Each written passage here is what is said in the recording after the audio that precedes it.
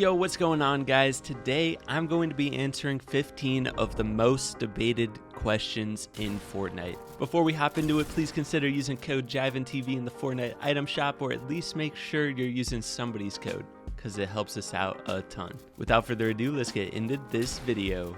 First question is, should you be playing a smooth or a fast playstyle? Obviously, something like this is going to depend on the player. We got people like Benji Fishy and Mr. Savage with some of the fastest playstyles and some of the highest placements in the game. But there's plenty of people who have a way more smooth playstyle like G2 Smacked or any controller player. But I personally think that having a balance between the two is the best option. Let's say you have an opportunity to piece control somebody. Obviously, you're going to want to do that as fast as possible. So what I try to do is when I'm piece controlling somebody, I try to go as fast as possible. But as soon as I get them boxed, I slow down and try to switch to more of a smooth playstyle when I'm aiming. So fast while building and editing and smooth while aiming. That's what I personally think is the best. But again, it depends on the player. Second question is high versus low sense. Kind of along the same lines as that last one. It's going to be personal preference and depend on the player. But even more importantly, it really depends on how much mouse space you have. If you have a tiny mouse pad, you're going to want to play on a bit of a higher sense. And when it comes to controller players, it's really what feels comfortable to you. I'm not super knowledgeable when it comes to controller, so what I really recommend is you just go to a pro player that you really admire and you want to play like, and copy their sense and start there. But back to keyboard and mouse, something you need to keep in mind is how much of your mouse pad you're actually going to be using. Figure that out and then go into creative and make sure you can spin in at least 1 to 2 circles when moving across the mouse pad space that you're going to be using. This just makes it so that you don't really run out of mouse space as often. Question number 3 is edit on release on versus off. Oh boy, dude, this is one of the questions that is so debated. I don't even know if I have an answer for you. I'm just going to say the pros and cons of each.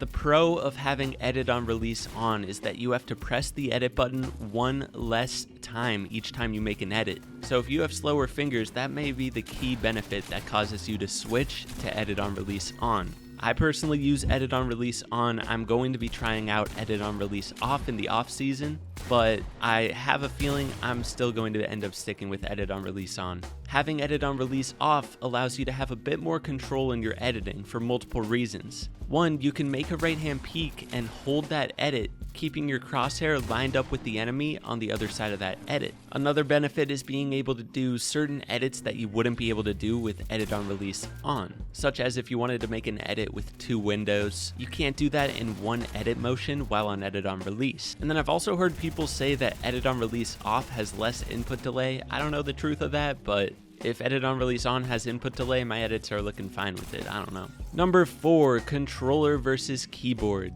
This used to be a thing back in the day, like, oh, controller was OP, keyboard and mouse was OP, but now I'm starting to think they are perfectly balanced. We see controller players placing at the top one week, next week it'll be a keyboard and mouse player. All in all, people are never going to stop debating about this, even though they are perfectly balanced, and it just comes down to which one you like more. I know for those of you that were wondering about this question, you were like probably thinking, oh, should I switch to keys? Oh, should I switch to controller? Here's my answer for you. I would only recommend switching if you feel like you've been stuck at the same skill level for months and you think switching might help you break that skill cap. I remember way back in the day when I was on controller, I just felt like my fingers couldn't move across the controller as well as a keyboard, and I was having so much trouble improving, so I switched to the keys and I've gotten a million times better. So there's really no right answer for the general community. That's something you're gonna have to figure out for yourself. Number 5, should you be landing at a POI or a non-POI?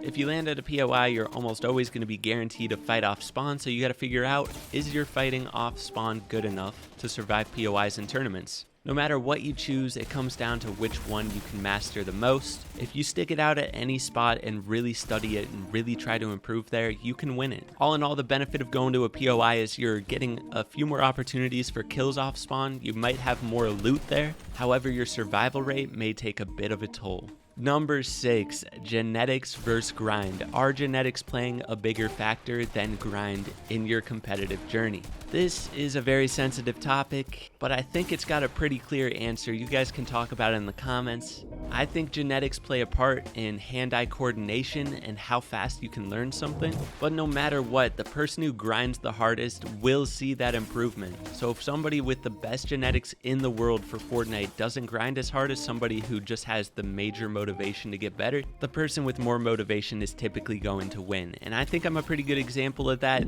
It took me so long to get this game down to a near pro level, but now that it's starting to click, I'm really starting to get that hand-eye coordination down. My placements are starting to get pretty dang good. You can look at my Fortnite tracker. I've played every event since the dawn of time, and just now recently I'm starting to get closer to those top tier placements. Only reason I was able to grind this long was simply because of the love of the game, man. So if you love the game a lot, just keep your grind up. You will see those improvements. Number 7, what's more important, ping or FPS? Personally, I would say FPS. Unless you got like 200 ping on your servers, that's pretty rough. In that case, I would rather improve my ping, but if I was on 60 ping and 60 FPS, I would be looking to improve my FPS before my ping.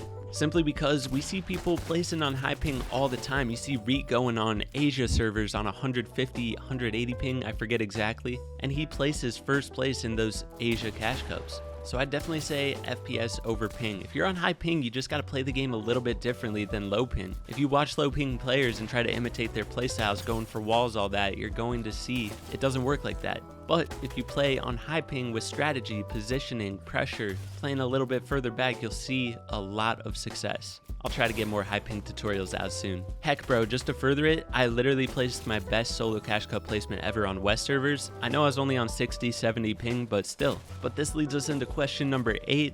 What FPS do you actually need? 60 FPS, 120, 140, 240, what do you need?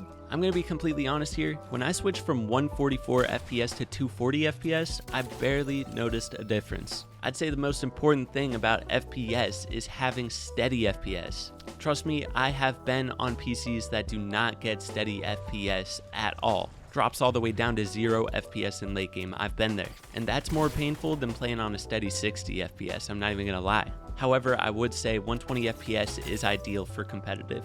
That or more. Question number 9, pump versus charge or lever?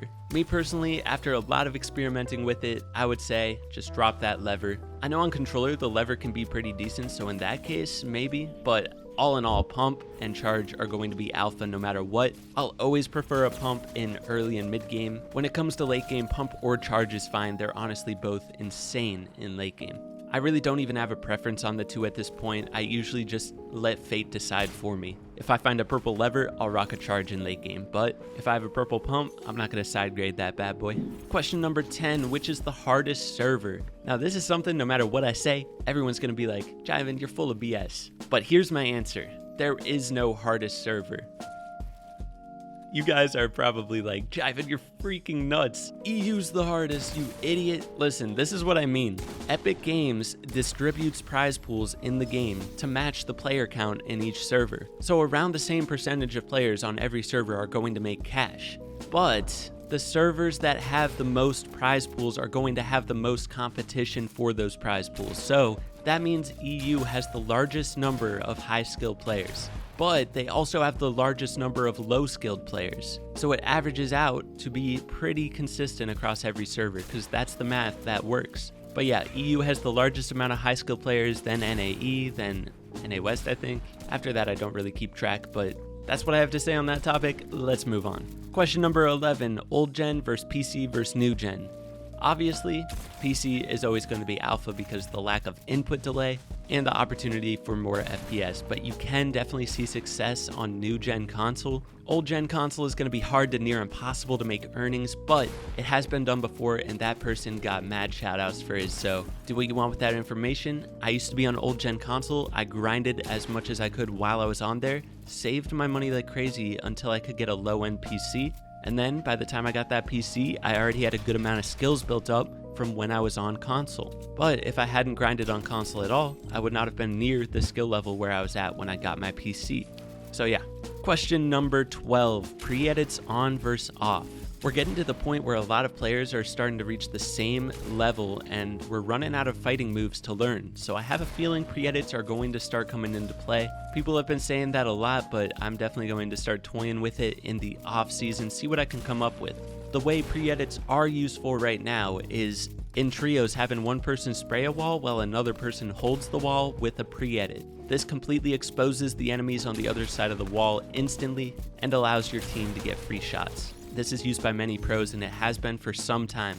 Other than that, I recommend pre-edits off for the time being, but in trios, one person have it on. Question number 13, what mode do I want for the next FNCS? I think we all know that I want solos. However, sorry, I didn't mean to scare you there. I really want to see them bring out variety again. Like, having trio FNCS for an entire year lowered the interest in competitive big time because people got tired of playing the same thing and it wasn't the old Fortnite anymore. I know that this is better for a stable competitive community, but at the same time, what do we care about having those crazy Fortnite vibes where every season things change, there's so much drama, or having stableness? Personally, I like change, it keeps things interesting, but we'll see what they do. I really think that World Cup could come back next year. Now that DreamHack Anaheim is announced, that big LAN tournament in California, who knows? They might bring back World Cup finally. Question number 14, what's more important, mechanics or game sense?